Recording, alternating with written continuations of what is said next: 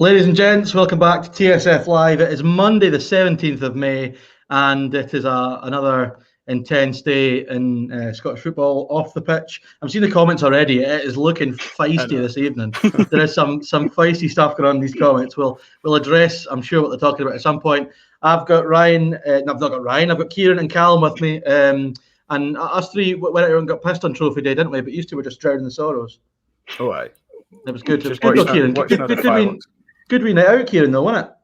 Oh, aye. I mean, that was good, Dan. That was for well still, but... Aye. I don't think I've recovered, Callum, but, you know, it is what it is. We're going to go over the games from the weekend. Obviously, the Premiership season is all but finished now, just the final of the playoff to go. We've got that sorted, which is interesting. Before we get into that, tomorrow's podcast, we've got no Div this week, and I'm just thinking about this, actually. Div's away at Manchester. So I think maybe the fact that Rangers fans trash Glasgow has just kind of brought back memories. He's away down at Manchester. Maybe to trash that place as well. So I don't know. But yeah, we're going to do a Scotland squad video tomorrow. Myself, Ryan, and one of you two. I don't think we've decided yet, but one of you two will join us, and we'll preview our squads ahead of Wednesday. But we'll kick it off with we'll get it out of the way for you boys first.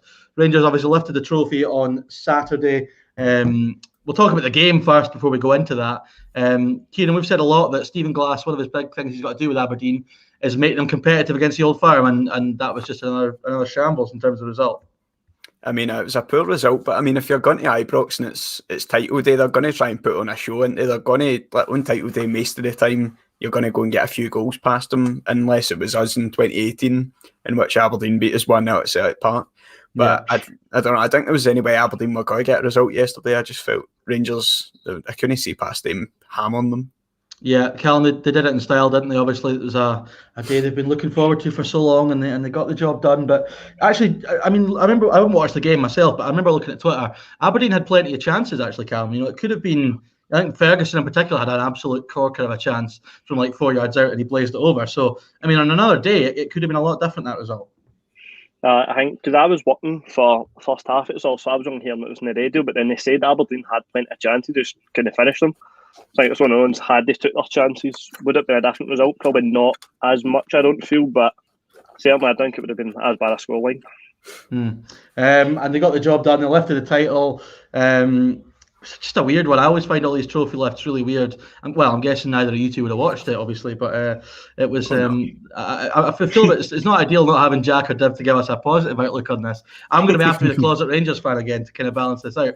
But yeah, for the Rangers fans that are in the chat watching this, how did you enjoy that? Obviously, I'm guessing a few of them would have been out and about on Saturday, which is, you know, as we probably thought it would, Kieran. It's caused a lot of debate and discussion on social media. Twitter's been an absolute cesspit today, if we're all honest. I mean, I don't really want to get into the whole fucking he said, she said, what about it that's going on, Kieran, but they certainly enjoyed themselves on Saturday.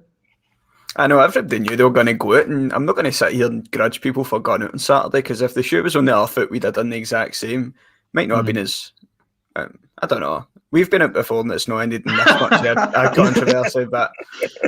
I think we should spend too much on it because we're a bit one-sided on this. We are a wee bit. I mean, listen, I've said before, Callum, that if Dunfermline won the playoffs this season, I'd have been out and about in Dunfermline getting pissed. I'm not going to get in a high horse, you know. And it's like, I noticed when Thistle fans did it, it was Thistle fans that got caught out for getting in the high horse. I mean, listen, after the year everyone's had, nobody can begrudge people get out and, you know, celebrate a title win, Callum. But, you know, I'm honestly already fed up hearing all the shite of the aftermath from it. I just can we get back to talking about the football or something?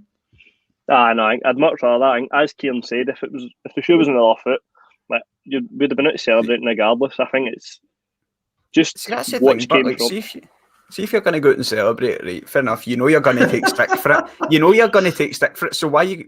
I just don't get the people on Twitter like that. Or I bet we get called out for this. I'm like, obviously you're going to get fucking called out for it. Like, don't go out if you're not getting called out.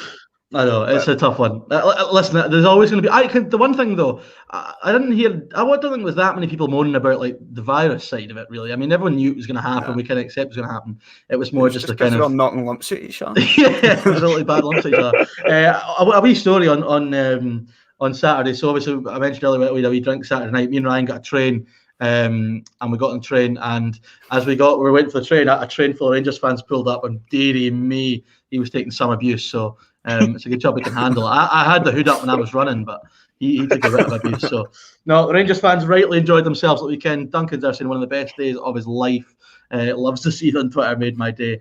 Ryan's wanting you to, as usual, stick the oar in. So I'm sure there'll be a Celtic Thunder on which you can really let your hair down with that one, Kieran. But that's pretty much that. We'll move on to more Rangers stuff as the week comes on. Obviously, we'll do a season roundup video. And I'd imagine they'll win. Some of their players will win a few of them rewards or whatever. Let's move on to the Celtic game, Callum. It was a vintage 2020-21 Celtic performance, flat as a pancake.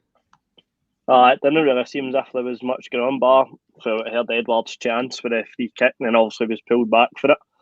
But I think it was a few bits I've seen myself again slack at set pieces. Like, how the fuck do you go 38 games, a full season worth, and you're still slack at set pieces? I'm sure it was Darren McGregor. He had a chance, it was a free header, it was embarrassing. Just I think it was the back of Brown, and then bang, clear header. Like, threatening that could have made the day worse. Can only be thankful it sailed over the bar. It was interesting, Kieran. I looked at the team selection. Obviously, Hibs have got the cup final, but I was amazed at the Hibs team selection. Like, they've still got a week to go. And even then, I mean, I don't think Hibs had many chances in the game, but it's just so frustrating. Again, it's probably why you lot are so, delighted to have the season finally over. I know the game was shocking, like just from start to finish. I've not enjoyed many Celtic performances this season, but that certainly was not.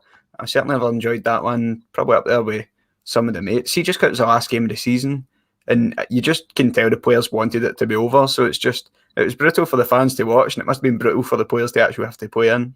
Yeah, but, it's just so glad it's finished. The team selection was an interesting one, Callum. Obviously, I think it was the positives from last midweek were the boy Montgomery and Dembele getting time, and I think 10 minutes Dembele got against Hibs. Just what's the point? It's like so many things with Celtic this season. There's no logic to so much of what they've done all season long. Nah, it's not. I mean, especially like if these are to be the players that will be getting game time next season, and a game that has been it was a dead rubber, why not give them more than 10 minutes? But game players like Lee Griffiths half an hour. What is that going to do for us? Hee-haw. Well, I mean, he's still on that road back to full fitness, so you've got to give him a chance, surely. Deserves his chance. Kieran, obviously, the Scott Brown's final game for Celtic. I did find it a bit bizarre that Hibs were talking a lot about Scott Brown's final game for Celtic pre-match, and then just towards the end, they mentioned it was Marciano's last game for Hibs, so he'll know how he's regarded at Hibs. But it's obviously, I mean, listen, you guys have talked a lot about Scott Brown leaving. I think he's very much like he'll be obviously focused on Aberdeen now. I mean, he's still got a big season ahead next year. But yeah, I mean, it must have been a real emotional one. I feel like we got most of that stuff out the way for his last game at Celtic Park, and then see, that's what I'm saying. I don't know how many people would have actually paid to watch that on Hibs TV. I don't know how much they were charging, probably about 15 quid or something. But his goal must have been taking a pounding with all the traffic coming from Glasgow to watch it, man. So, but yeah, in terms of Scott Brown. Of course, we're sad to see him leaving that. It would have been nice to have the proper send-off in the stadium and that, but it is just purely sentimental because the guy is very clear that he had to leave because he was not going to be getting played in any real capacity next season. I think maybe a few months ago I was maybe the opinion that I could maybe stick around for a rebuild and be like that sort of thing, but like taking us through the past into the future. But even then, I didn't want him to play that much, and I know it's a shame he's left. But it was really was the time. Yeah, I'm just picking up Ryan's comment here. I think he's wanting a TSF statement about the sectarian language that was directed at him on Saturday.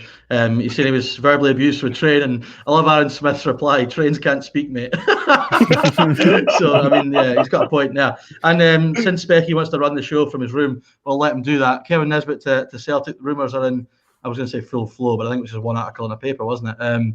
Well, I mean, there's no point me sitting here, Callum, and raving about him because everyone knows my thoughts, but I mean, that sounds like that'd be a good signing, surely, no? You would like to think so. Sorry, Callum, you go. No, you go, Callum, you go. So I think it would be a good signing to him, but there was also with this deal that's went through the day with Brighton and Hibs. I don't know if Brighton would maybe try to fancy their chances and then put him out on loan, maybe the Championship or such. Because there was Championship teams looking at him in the January transfer window, so I don't know if something will happen there, but I'd take the chance on him at Celtic. I think he's a good enough player. I mean, if he's going to be the replacement for Lee Griffiths, Kieran, surely that's a positive change, no? I know. I think we spoke about this on the Celtic Thunder the other day, but I can't remember. My head's mush after the weekend. But In terms of, I think I probably would take Kevin Nisbet. I mean, I doubt he's going to come in and be the first choice striker for Celtic, but even as a backup, I don't know if that's what he would be willing to come in. I mean, he's seen the progression. He's went for Wraith Rovers to use, and then Hibs, he's moving himself up the ladder. I'd like to emulate the fact that Wraith Rovers to us was a big step up. I'd just like to get that out there. that was No, but I mean, he's been taking the big steps and he's been proving himself at every level he's played at. So I just don't know if if he was to go to Celtic, he would obviously like to think he could be a starting striker, and there's nothing to say he couldn't be, but it's just realistically, I don't think it will be the case. But I would definitely take him. What I would say about him is, though, you're getting somebody with the right mentality, the right mindset, who's pushing his career forward rather than sitting there taking a wage and not getting fit. So, I mean, you've got that for a start. That would be a plus up. But again, we'll see if there's any development on that front. Cal mentioned deal with Brighton and Hibs. I'm glad you did, because I forgot about that. That's a really interesting one, Callum, because it's like, they haven't, I suppose we'll see as it progresses what benefit will be to both sides. But, I mean, my sort of understanding of that would be seeing some players from Brighton on loan at Hibs. Maybe, I don't know, maybe Mr. Shane Duffy's got experience up here, maybe go Easter Road. But it's an interesting development, that, Callum. And it was one that came out of the blue, because I don't think, well, I don't know about this to yourself, I'd never heard anything about it sort of like in the pipe works or that. And then it was just at the blue today, I checked Twitter, and that was the first thing I seen. Like, as I was saying, it would be interesting for a couple of the youngsters in terms of them getting game time. Then also the ones who won't get at Brighton, if they could come up here, make a name for themselves, then who knows what they could do. Yeah. Just while we're talking about the transfer thing, I did see there was someone said here about Lewis Ferguson being linked with Rangers. Now, I don't think that's actually true. I just think Rangers fans have linked him. He's been linked with Watford for a £2 million deal, apparently. Aberdeen are holding it for £3 million. Ross McCrory apparently was the subject of a £800,000 bid from Sunderland as well. Now, if you're Stephen Glass, Kieran, they are two players you're desperate to keep a hold of for next season. I mean, I don't see McCrory leaving at all, to be honest. If his thing went permanent in January, because it was like a pre-contract thing, wasn't it? And then was it Scott Wright moving the opposite direction, that sped up and he went in January. So no, I think that's definitely not going to happen. But in terms of Lewis Ferguson, I think it's very realistic that he will leave this summer. I mean, I don't know if Watford would be his best option, because he's hardly going to get playing for Watford in the Premier League. I highly doubt that. But, I mean, he might take it and then get paid the money and then get put on loan. So, I don't know. But I think it would be instrumental to keep him at Aberdeen, but it's whether or not he's up for that. Yeah, it's an interesting one. I mean, everything would suggest that he'll probably end up at Rangers one day. That's just kind of, that rumour's never going to die. But yeah, it's going to be an interesting one. Definitely two players of a good age who are both still going to improve. So Aberdeen will be determined to keep him. But if they can get £3 million for him, that's massive for Stephen Glass. Just on the topic of young midfielders and transfer talk, since it's flowing, obviously Alan Campbell has left Motherwell. I don't think he played on the final day there, but he's leaving Callum. Lots of rumours of him going to Millwall. That seems to have dried up a little bit now. So he's left with nothing really set in stone. I've seen a lot of Celtic fans talking about him as a potential option this summer on a free transfer. He'd be the sort of player that a club like Celtic would want to nab up, you'd imagine. You'd like to think so, especially if there is the low league English teams looking at him. Then he must, obviously, he's got something there behind him. I think it's just a case of whoever the next man is for Celtic, if he looks at him and thinks, I could do something, I could maybe turn him into a bit more of a player. So it's just a matter of, again, I know it's back to all the Eddie Howe talk, but it's just a matter of whoever does come in. If they fancy him, I'd imagine they would definitely push for him. Just a risk-free kind of deal, that, really, free transfer, good age. And this is the thing about Celtic summer, is you're going to need to sign players who aren't eye-catching and who aren't, start sellers, because you're going to need to beef the squad up because he's so light. Lewis, thoughts on the jet to Aberdeen? Now, I mean, I know Stephen Glass had a bad result, but Jim Jeffries is too old to be in there managing Aberdeen, I would have thought. So, but no, J. Emmanuel Thomas linked to Aberdeen. Aberdeen have got no strikers, Kieran, so they need to get somebody in. I know they didn't get somebody, but I don't know if Jet's the answer, is he? But no, I don't know. They need a prolific goal scorer up the top, because ever since, obviously, Cosgrove was off the boil at the start of this season, then he left, and they tried so desperately to replace him in January, and it's just no worked out in the slightest with any of them. So they need to try and get somebody that's got to bang the goals in up there. But yeah, I don't know who it will be. As I always say, probably Lee Griffiths, but I don't know if that's just me wanting to get him at the door. A lot of teams are starting to release their sort of released lists for players that are out of contract. Celtic haven't done that yet, I've noticed. So I'd imagine the next couple of weeks we'll start to see a bit of movement on that, because a lot of clubs will want a lot of things done before the Euros. So we'll see how that goes. Any other transfer talk people have got, leave it in the comments. We'll come to it Just quickly going to skim through the rest of the weekend's games. There were some poor games that weekend. St Johnstone 0, Livingston 0 in a repeat of the Betfred Cup final. St Johnstone will just be delighted that it looks like they're going to get a lot of their players have been missing through COVID back for next week, and they hopefully won't have to have Bobby Zlamal in goal. But I noticed that Dave Martindale was obviously nominated for all the Manager of the Year awards, Callum. I'm still not convinced that he's going to struggle next season. I think because Livingston have been off the boil for a good few months now, and they've been overachieving for so long. If you're David Martindale, I mean, what is the target for next season for Livy? Is it still just staying in the league? I think when you look at him, the fact that I'm having success in the cups, you'd think he'd maybe try and say that we'll try and get to the latter stage if we can, but personally I feel that's all it will be for the likes of Livingston. See if they can just keep themselves in the Premiership. If they could push for the top six, also that's a dream for them, but if not, I think their main objective would be just remain the Premiership. Yeah, obviously we've talked a lot about next season's league, Kieran. It's going to be really competitive for that top six. Obviously with Hearts up there, a lot of teams like St Mirren, St Johnstone who are in a good run, Dundee United will go again.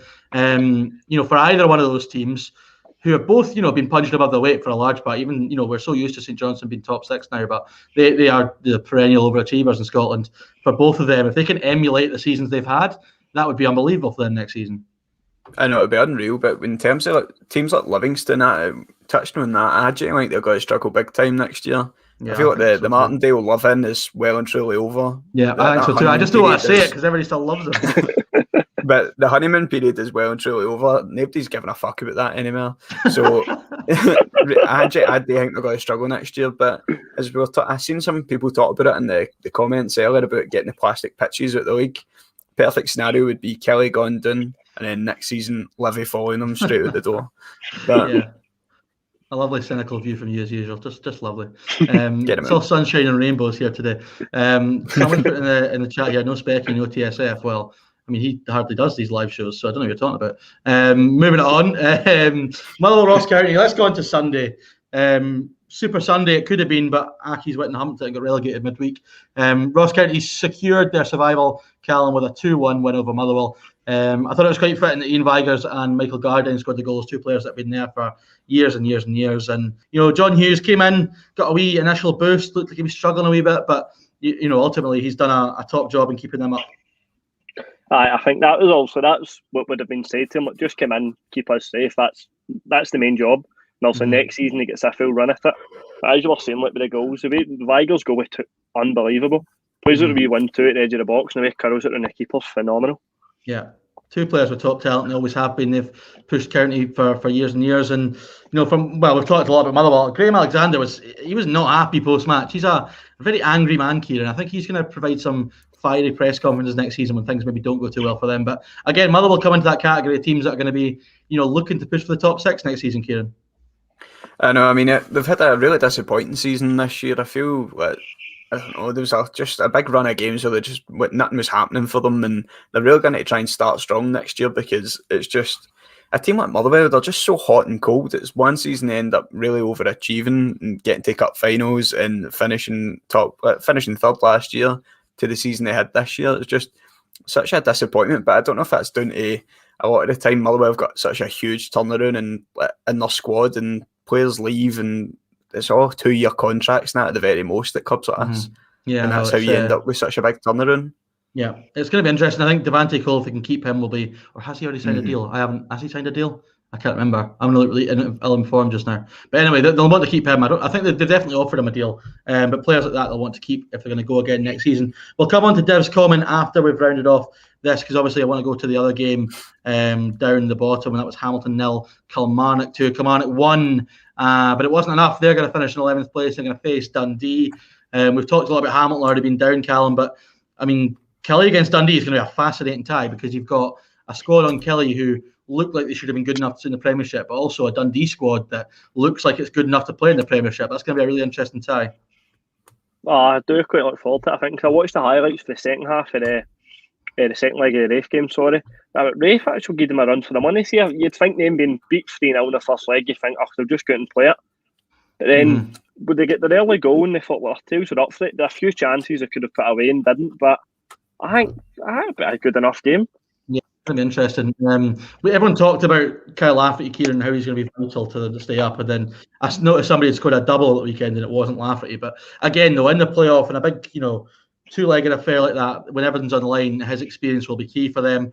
I feel a little bit like it's cliched as fuck to say Lafferty's key for Killie, but I mean, he really is going to be key for them, isn't he? I mean, the amount of goals he's banged in speaks for itself.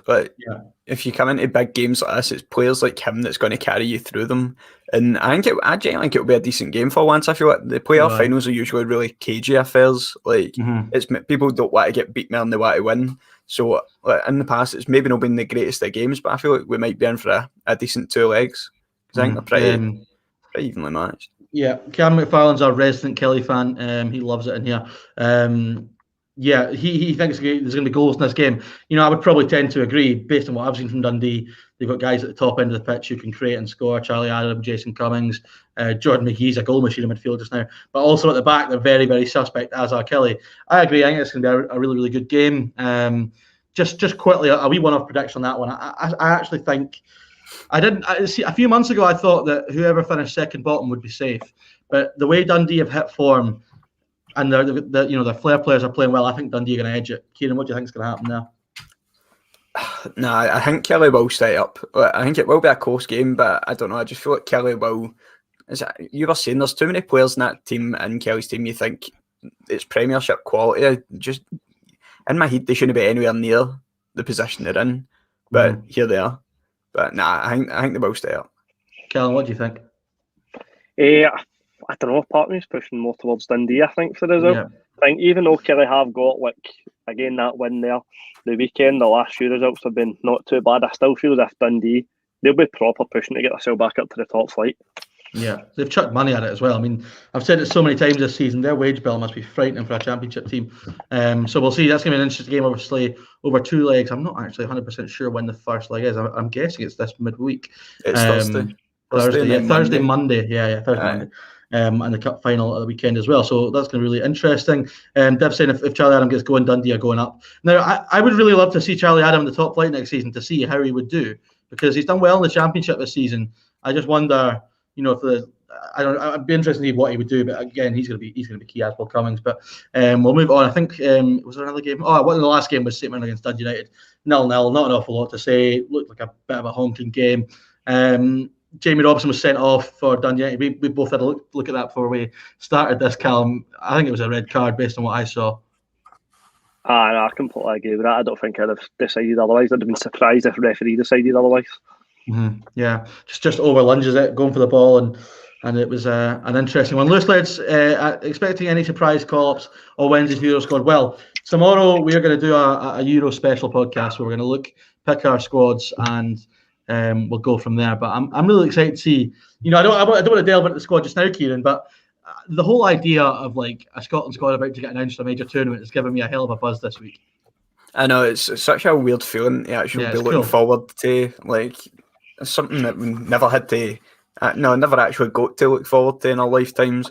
So it's, I don't know if we're going to get it again anytime soon. So just drink it in and enjoy it, because it really is strange to actually be excited in the build-up, not just for the tournament as a whole, but because you've actually got an interest in it. Yeah, it's going to be class. And what I will say is 100% Steve Clarke is going to leave us all underwhelmed when he picks the go-tos, the usuals in the squad. And there's no Gilmore, there's no Turnbull. It'll just be the standard squad. But it is what it is. The fact we've even got the chance to talk about it is fantastic. Damien's asking, would you take Jack Hendry back at Celtic next season? I'll leave that to you two boys. Callum, take it away. I've not really seen much of his performances when he's been over in Belgium. I've only really seen the wee clips here and there on Twitter. So personally, I'd need to look more into it. Right now, I'd probably rather look elsewhere, like the transfer market, for another centre half, just to be sure and use him as backup. But for what people said, he's been good enough. So it's a weird one for me. My thing with this is, Kieran, and I'll get your thoughts on this in a second. I keep saying this when we have these discussions come up about every Celtic player that might move on or might not come back in. If he doesn't come back, it's just another place they need to replace. They're going to need, we're saying 10, 12, 13 players this summer. He's obviously had a decent season over there. If he's coming in to be fourth choice centre half, is that really the worst option out there? I mean, the whole thing with all these players coming back is I'm under the impression that if a new manager wants to assess them and then they can make the decision, I'm all for that, because obviously he's went and he's improved as a player over in Belgium, but well, no, that's of the standard to come and be a starting centre half for Celtic. I don't know, it's a different ball game, but I don't know, because people rave about him and that on Twitter, seen it, but I just don't know if it's this whole cult thing that the day with all the other players like Bio. And I know, when players don't play, they get 10 times better. It happens when players that are injured all the time. They become 100 times better over like James Forrest was the most slagged off Celtic player ever. Every time he's on the park, he's the scapegoat, but as soon as he's gone, he's like, we're missing Forrest. I'd just like to highlight this comment from Steve Thompson, who's got a fucking Burton Albion badge as his profile picture. Have a lie down, son. Cheerio. Not having that at all. Burton Albion, who the fuck are they? Anyway, Lewis Laird saying, don't mind giving him a chance, but not expecting too much from it, and will be a lot of pressure on him when he comes back. Well, I mean, there's a really good chance that he'll go to the Euros, I still think, so that'll be interesting. Sam's for Gaming saying Roof and Hadji both came from Belgium, and obviously that's what Hendry's doing this season. Let's move on now. Something Dev mentioned earlier, I'm not sure I can find the comment. There it is there. Obviously the PFA Player of the Year, Young Player of the Year and Team of the Year were announced, as well as the Manager of the Year, which I think Gerard got. Now, I still think Callum Davidson should be Manager of the Year, and it's a hill I'm going to die on. But at the same time, it's very difficult to argue against Gerard getting that. Player of the Year, I think it was pretty obvious it was going to be Tavernier kind of all season long. I don't know about you two, but I still find it, I don't know, Callum, I find it strange Connor Goldson wasn't nominated, because I actually thought he might have won it. He's definitely had one of his better seasons since he's been here for Rangers, I think. Every second this season. The only player to do it. I think him doing that, I think that proves that, like, it does put the question out, why wasn't he nominated? Why wasn't he up there for it? So you look at Tavernier's stats this season, it's hard to argue against that. For them, as much people say, it's penalties. I mean, I've still said argument, you still need to score them. And it's just an improvement in his game overall. I mean, he was a laughing stock at times last season, and he's really stepped up. So it's kind of hard to argue against him deserving that. Kieran, I'm not going to ask you about the Rangers players because I can see you fizzing there. So we'll talk about David Turnbull, Young Player of the Year. Richly deserved in your opinion? Of course. But I mean, now the guy, if he's came into a Celtic team that's been so terrible this season, and to be the shining light, and he's got he's plenty of goals in that to back it up as well, and he's just everything he does in the game, it's been brilliant. And for him to come in, and for the very fact he wasn't played for the first few months was criminal. Everybody was calling out for it, and then when he came in, it could have been easy for him to just crumble or put in sort of it just blew us away with his performances at times when he could have just been a really keeping it safe, but he's went and scored some brilliant goals in that, and while it didn't work out for us this season, it certainly worked out for him, because he's now guaranteed himself a starting position next year, because any new manager that's coming in looking at what he's done this season, and we're playing terrible and thinking what they could get out of him next season. He's the one you build a team around, absolutely. If you're Eddie Howe, you're going to build your team around David Turnbull. There's no doubt about that. Just looking at the team of the year itself, I mean, it was Edouard, Turnbull, and Ayer and the Rangers team pretty much, which I was a wee bit surprised at that. Not anyone's. I thought there might have been somebody from another club might have sneaked in, maybe like a Jason Kerr or a Martin Boyle, maybe someone like that. But it is what it is. And I'm trying to think when that was kind of all the awards. The championship one was done as well. Me and Adam are going to do some more championship content in case somebody wants it. We'll get there eventually. A lot of talk about Odsonne Edouard. Looks like that was his final game at the weekend. Nobody's mentioned the comments yet about his transfer rumours, but I mean, he's surely away now, Kieran. And where does Celtic even go about replacing him? I don't know. It's the impossible task, isn't it? Because the guy's been brilliant. You've got a lot of Celtic fans after his performances against Rangers in the last two games. They've not been very happy, like saying that he's lazy. But these are the same people that call him lazy, but I've more than forgiven to Lee Griffiths because he scored 40 goals 5 years ago. So they're more than happy to forgive Lee Griffiths, but they give Edouard all the stick under the sun. So I'm not having that. Ed, people saying he won't be missed. I'm like, actually, have a fucking word with yourself, because the guy has been amazing, and he's more than paid back his transfer fee. We broke the record to get him. What he's achieved at Celtic, we've got our money's worth. It looks like I'll probably going to be selling him just to break even at this point, because obviously PSG have got like 30-40% of a selling clause. So I mean, even at that, but if we're not making that much money on him, then we've still got everything that he achieved for us. The goals in cup finals and he's only, he's what is it, 1 year left in his deal, hasn't he? I think, which is kind of itself, Callum, is kind of indicative of the problem Celtic have got behind the scenes. The fact that they let it get to the stage where he's only got a year left. You know, if that was going to happen, you know, they either should have cashed in earlier or, you know, made sure he got a this is, sorry, I'm just distracted by this boy's guy. back. Who the fuck's Scott Fraser? I don't know. Burton Boy's back. He's not lying down. You know, I'll respect your commitment, mate, but you are talking out your hole. So, yeah, that's the last time I'm highlighting your comments. Burton Albion, can't believe it. I think Burton Albion, did Derek Adams not manage them? It used to get sacked by Ross County. I'm sure that's true. I don't even know. I know Boyce went there. Aye, and he was the best player by a country mile. Yeah, there was Stevie Lawless went there as well. I'm sure he was their best player. So, you know, interesting. A lot of people are also confused with the Scott Fraser thing. Anyway, we'll move on. I'm just trying to think what else we need to cover. Obviously, you know what? Since we're here, we might as well just cover a wee bit about that statement from Rangers today and Police Scotland statement. Now, I find it mental that this is even a thing. Like the fact that, I mean, sectarian stuff goes on in Scotland all the time and nothing gets done about it. Why, oh why, Callum, is there such a big fuss about this video where, first of all, how anyone can actually know off that what was said and be confident about it is just fucking bonkers to me. And also the fact we've now got Police Scotland and the First Minister and Rangers coming out with statements after Rangers just lifted a league title. Surely this is the last thing anybody should be talking about. It's just bizarre, Callum. I know, it was baffling. I didn't know much of it until again also checking Twitter this morning, and I seen it. But then I seen somebody made like a sort of counter argument to if that's if that's an edited version, then release the original version. Then if that is to have been an edited one, it's been dubbed in. That's what they're singing. If that is what they're singing, it is. If it's not, it's not. Simple as that. But if they are going to sort of argue back against it, then release the original version, and then you can tell for yourselves if it's two different versions or not. It's just mad, Kieran. I I don't know why this has caused such an uproar. I can't understand it. And it goes on all the time, but I suppose it's just point scoring in it. Yeah, of course it is. It's all it is. They've won the league, so might as well try and take some small victory there.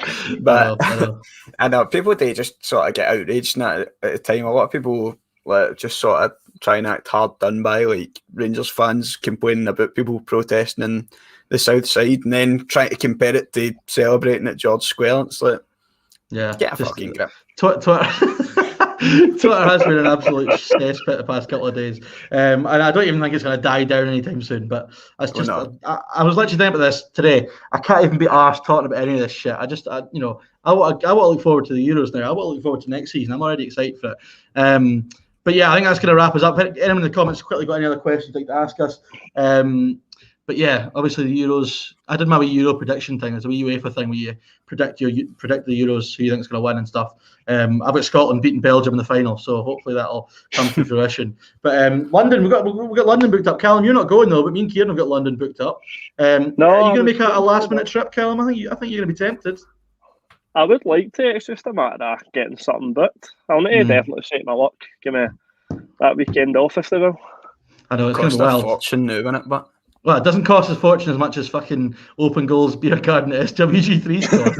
It's like £70 a pop or something like that. Deary me. I mean, Slaney better be in good form for that to be worth £70. Because we're just sitting in the Dug and Duck with Cy Ferry. That's where he goes for a pint. So, but anyway, that's gonna wrap us up for today. We're back tomorrow to discuss the Scotland squad. I hope you all have a good week. Have had a nice Monday, and yeah, we'll see you later.